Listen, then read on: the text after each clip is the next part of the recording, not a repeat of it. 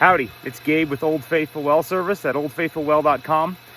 Today we're going to talk about pressure tanks. I'm out here in Florence, Arizona doing a well inspection, water sample, and a flow test. And I'm sitting here by a pressure tank, which is a very common piece of equipment on well systems. The basic operating principle of a pressure tank is that it has air in it. And so as the pump is operating, it's pushing water against that air. That's very important because on a traditional single speed system, if you don't have air to compress, then every time you open a faucet, the pump kicks on. Every time you close a faucet, the pump kicks off. It'll burn up your pump in no time.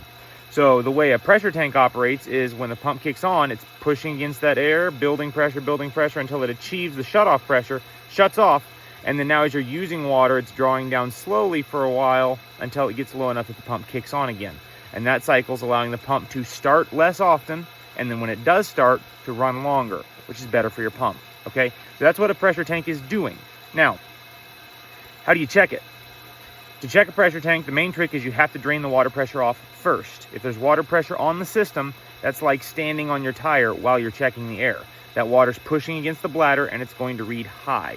So you need to turn off your pump, run a hose, water a bush, run a tub, whatever you want to do, just drain that water pressure down to zero. Once the water pressure is at zero, you're going to do two things. You're going to check the Schrader valve. You can see it behind me up there on the top. There's going to be a little cap that spins off. Check the air pressure.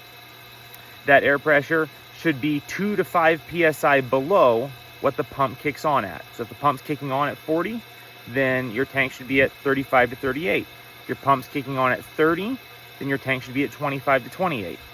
You check the air pressure. If it's a little low, you can add some air. If it's really low, if it's down at like zero, you can try adding some air, but you may have a bad diaphragm.